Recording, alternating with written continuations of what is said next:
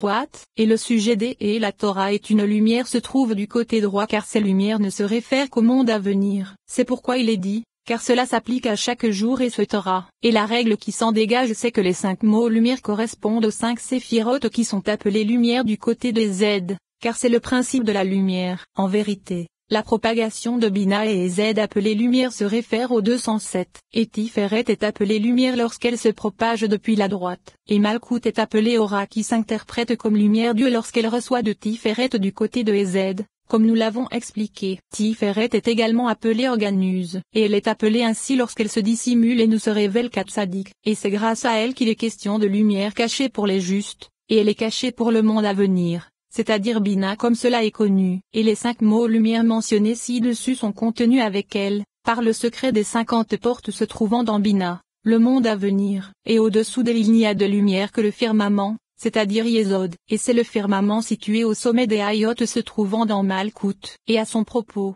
il est dit, Elohim les plaça dans le firmament des cieux, car c'est le firmament qui dissimule tout ce qui se trouve au-dessus de lui. Tout cela a été expliqué dans les Tikkunim. La lumière c'est le pilier central, et le Shuruk est secret et caché du côté de Tzadik, c'est-à-dire de l'Alliance. À propos de la lumière cachée qui correspond au 207, tout comme la valeur numérique du mot or, nombreux sont nos maîtres ayant dit que la lumière est sommée pour les justes c'est la lumière qui est cachée pour les justes car les 5 lumières qui se trouvent au-dessus d'elle sont toutes révélées. Il existe également une Or-Mufla et c'est la Keter suprême, et elle est appelée ainsi car elle est extraordinaire et dissimulée de tout œil. Et il y en a qui ont expliqué que Okma est également appelée Or-Mufla car elle est extraordinaire et dissimulée de l'œil de tout ce qui se trouve au-dessous d'elle. Et il me semble que lorsque les 3 premières s'unissent et se dissimulent dans le secret de Keter appelé prodige, alors chacune d'entre elles est appelée Or-Mufla car elles sont dissimulées aux autres séphirotes. Et Rabbi Moshe a expliqué dans le Sefer Hachem que Yesod est également appelée Or-Mufla car elle est parfois dissimulée vis-à-vis de Malkout. De même,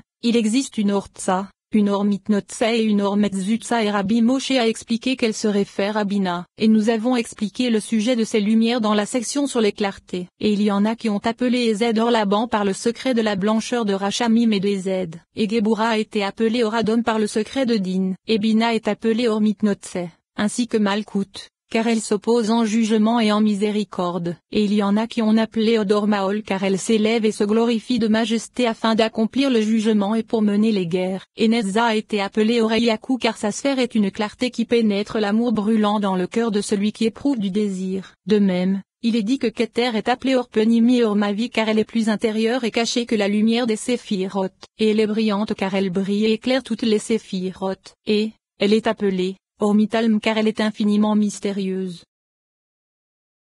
Otsar, dans ce mot se trouve le trésor de la vie, et il est possible que cela se réfère à de nombreux emplacements mais avec une seule signification, ou bien cela se réfère à Bina et c'est un trésor pour la vie de Okma, comme il est écrit, la sagesse fait vivre celui qui la possède, et il est également possible que cela se réfère à Tiferet, à Yesod, ou à Malkout. De même, le trésor des Neshamot s'applique à toutes, et il en est de même pour Otsoroato qui signifie trésor pour le bien ou bien trésor qui est appelé bien, et il est plus correct de dire que cela s'applique aux 2 haies qui sont des palais pour les 2 mâles.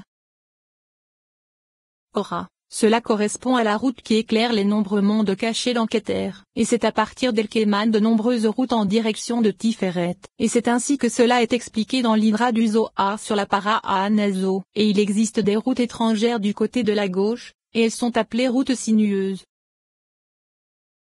Hot, partout où l'on trouve le mot Hot ou Otto cela se réfère Yesod car elle est le signe de l'alliance, et c'est ainsi que cela a été expliqué en de nombreux endroits du Zohar et des Tikkunim. Et à propos de la paracha Wayera, il est dit, qu'est-ce que, et ce sera lui, que tu serviras, c'est le signe de la Sainte Alliance, le signe éternel. Explication, c'est le signe se trouvant du côté du veau. De même, les signes ce sont des veaux, et ainsi, il existe de bons signes et de mauvais signes. Mais les bons se trouvent du côté de Ezed et de Rachamim, alors que les mauvais se trouvent du côté de Gebura, et du côté de Tiferet.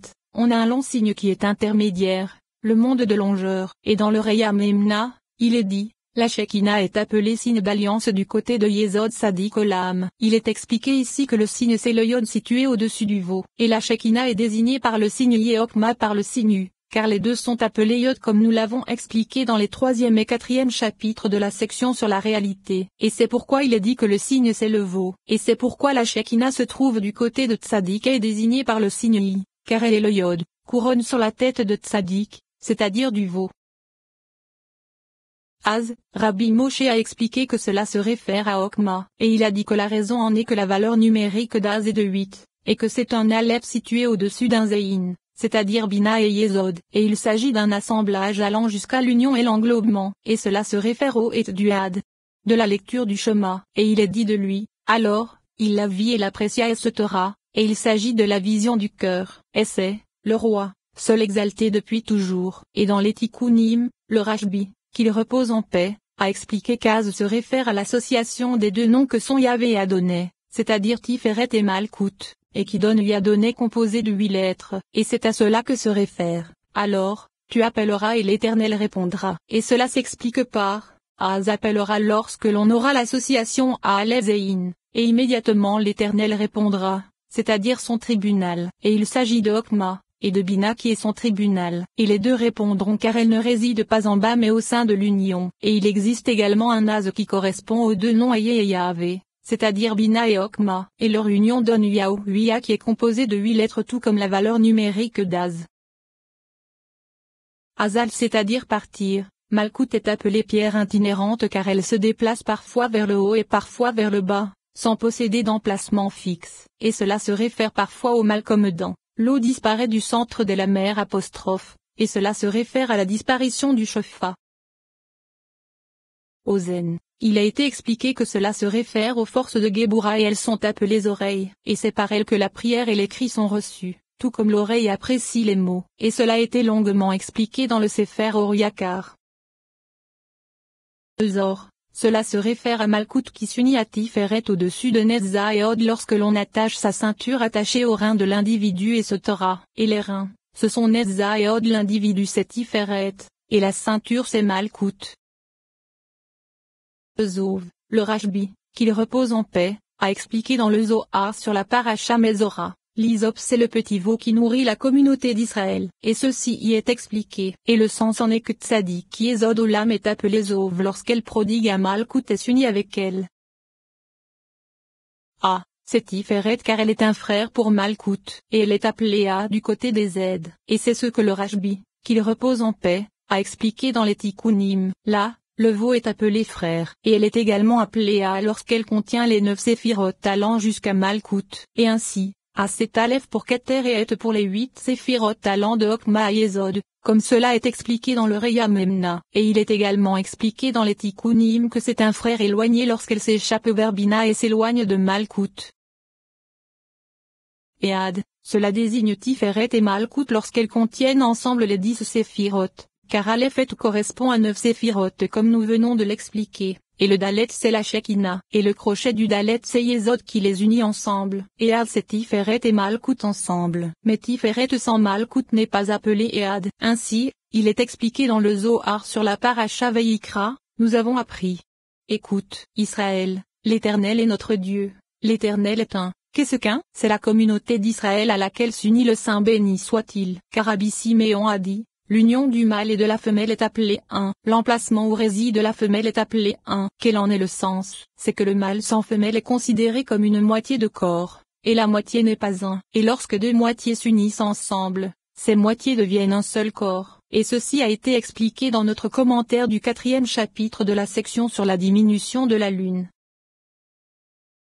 Aor et Aoreim, le tout se réfère à Malkout. En vérité, elle est appelée Aoreim car elle se trouve à l'arrière de l'Atsilut, c'est ainsi que l'a expliqué Rabbi Moshe. En vérité, il a expliqué que seuls ces derniers degrés sont appelés Aoreim, et ainsi, il a parlé des degrés de la Shekinah, c'est-à-dire des degrés qui se trouvent au-dessous de la Shekinah et qui sont ses légions, et il en est de même en ce qui concerne le mot Arefa, comme dans « J'entendis derrière moi le son du vacarme ».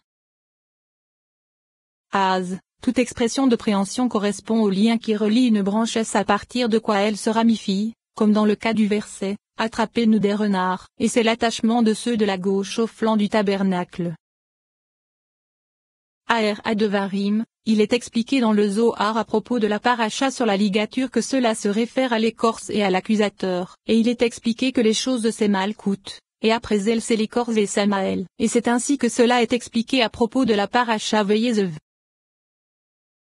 Aharit, cela désigne Bina car elle est l'extrémité de tout par le secret du jubilé. Et c'est l'extrémité dont il est question dans le Sefer Yetzira. Et il existe une autre Aharit, la Aharit Yamim, et c'est malkout lorsqu'elle contient toutes ces légions, bonnes et mauvaises. Et ainsi, il est expliqué dans les Tikkunim que c'est l'extrémité de la Hokma supérieure. Et c'est, depuis le commencement j'annonce la fin, car Hokma est appelé commencement. De même, Rabbi Iya a expliqué dans le Zohar, la fin des temps c'est l'arbre en entier, du début à la fin. Et c'est l'arbre du bien et du mal et ce Torah. Et cela se réfère à la Shekinah, comme cela y est expliqué. Et dans le Zohar sur la paracha Ahareimot, le Rashbi, qu'il repose en paix, a expliqué que le moment du lever du jour est appelé Aharitiam, c'est-à-dire que c'est la fin du temps imparti à Malkout qui est appelé mer. Le temps qui lui est imparti commence à partir de minuit et se termine à la fin de la nuit, c'est-à-dire au début du jour. Ahat, Rabbi Moshe a expliqué que cela se réfère à Bina, et elle est appelée Ahat car elle est le premier des 7 jours de l'édifice, et pour cette raison, elle est le secret du Yom Kippourim. Et dans le Reya Memna, il est expliqué que chacune des 3 premières est appelée Ahat. Bina c'est le 1, et la Shekinah inférieure c'est le 7, et au-dessus de Bina se trouve le 1 et le 1. Cela donne 10 et ce Torah. Et cela est également indiqué dans le Zohar sur la paracha Emor, et le sens en est que chacune des 3 présente différents aspects, comme nous l'avons expliqué dans les sections précédentes. Et c'est pourquoi le mot Ahat s'applique à chacune d'entre elles, c'est-à-dire que les 3 sont à considérer comme un seul ensemble et qu'elles sont unies. Comme par exemple dans je lui ai donné lentement de la nourriture ou dans et moi, j'irai lentement. Tout ce qui est similaire est une appellation de Malkout car elle est une et reçoit de 9, et cela donne Aleph tête. Atad, l'opinion exprimée dans les paroles du Zohar sur la paracha Vayei c'est que Malkout se trouve du côté de Géboura et du jugement sévère appelé Ronce. De plus, la valeur numérique d'Atad est de 14, et c'est la main gauche, Malkout du côté de Géboura. Yad K c'est Yad que A. De plus, Doïd a une valeur numérique de 14, et c'était une ronce nuisible pour ses ennemis. Et comme cela te l'est expliqué là, de tous les côtés de la ronce se trouvent de nombreuses épines. Et de même, de tous les côtés du jugement sévère se trouvent de nombreuses difficultés, de nombreux anges de jugement, et de nombreuses choses provenant de la gauche. Le Rashbi a expliqué à propos du verset où est Abel ton frère, viens et vois. Ces 2 lettres qui s'en détachent, par lesquelles ont puni de mort le coupable, le Aleph correspond aux maîtres extraordinaires et mystérieux, et le Yod c'est la pensée. Cela indique que c'est à cause du péché que ces 2 cessent de prodiguer à Bina. Ayom, les commentateurs ont expliqué que dans terrible et redoutable, Ayom se réfère à Malkout, et il ne s'agit que de Tiferet du côté de Géboura, et Malkout du côté de Géboura est dit Ayoma. Ekeka. Il s'agit d'appellation de Malkout lorsqu'elle se nourrit du côté du jugement, car c'est là que se trouve la stupeur, et c'est le sujet, hélas, il recouvre de nuages. Et de même le Rashbi, qu'il repose en paix, a expliqué que c'est Iko en parlant de faire son nid au-dessus d'elle.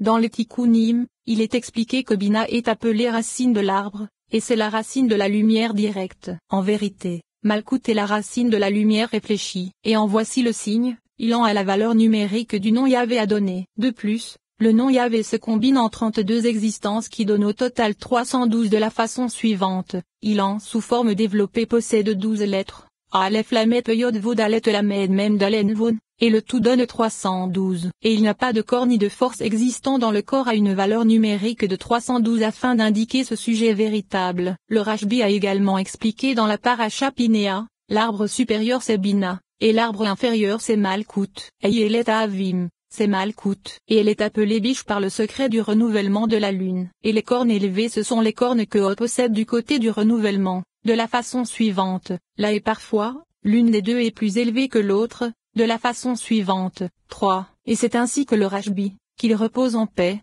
l'a expliqué dans le Reya Memna, et il a expliqué que selon son renouvellement, si elle reçoit de façon identique de la droite et de la gauche et que son renouvellement est identique vis-à-vis de ces 2 endroits, alors les cornes se trouvent au même niveau. Et si elle reçoit plus du côté de la droite et que la droite l'emporte sur la gauche, alors l'une des cornes est plus élevée que la seconde. Et alors, elle est appelée Ayelet Avim par le secret de l'amour de Hesed qui l'emporte. Et lorsque c'est le côté gauche qui l'emporte, alors elle est appelée Ayelet Achar à cause de l'obscurité et de la tristesse qui se trouve en elle en exil. Et il est également expliqué pourquoi elle est appelée Ayelet, car l'Ayelet distribue la nourriture à tous ses compagnons. Et ainsi, il est dit, donnant des vivres à sa maison, et des